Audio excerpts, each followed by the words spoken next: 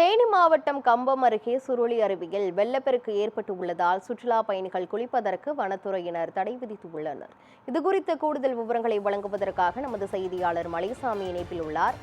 மலைசாமி, கம்பம் அருகே சுருளி அருவியில் வெள்ளப்பெருக்கு ஏற்பட்டிருப்பதால் சுற்றுலா பயணிகள் குளிக்க தடை விதிக்கப்பட்டிருக்கிறது. அங்கு பாதுகாப்பு நடவடிக்கைகள் என்னெல்லாம் மேற்கொள்ளப்பட்டிருக்கிறது? விரிவான விவரங்களை சொல்லுங்க. வணக்கம் கிருஷ்ணவேணி. தேனி மாவட்டம் கம்பம் அருகே மேற்கு தொடர்ச்சி மலையடிவார பகுதியில் சிறுவில்லிபுத்தூர் மேகமலை புலிகள் வனச்சரணாலயத்தில் வனத்துறையின் கட்டுப்பாட்டில் சுருளி அருகே அமைந்துள்ளது. மிகவும் பிரசித்தி பெற்ற சுற்றுலா தலமாகவும் ஆன்மீக தலமாகவும் உள்ள இந்த சுருளி அருவிக்கு நாள்தோறும் ஏராளமான சுற்றுலா பயணிகளும் பொதுமக்களும் வருகை தந்து அங்குள்ள அருவியில் குளித்துவிட்டு சிவாலயங்களில் சுவாமி தரிசனம் செய்துவிட்டு செல்வது வழக்கம்.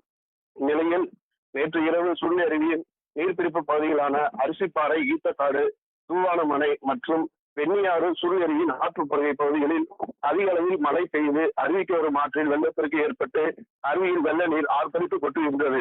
இதனால் சுற்றுலா பயணிகள் நலன் கருதி அருவியில் பொதுமக்கள் மற்றும் சுற்றுலா பயணிகள் குளிப்பதற்கு வனத்துறையினர் தொடர் தடை விதித்துள்ளனர். மேலும் நீர்வரத்து சீராகும் வரை சுருளி அருவி பகுதிக்கு யாரும் வர வேண்டாம் என வனத்துறையினர் அறிவிப்பு வெளியிட்டுள்ளனர். சுருளி அருவி பகுதியில் வெள்ளப்பெருக்கு ஏற்பட்டதால் அருவியில் குளிப்பதற்காக வருகை தந்த சுற்றுலா பயணிகள் ஏமாற்றத்துடன் திரும்பி செல்கின்றனர்.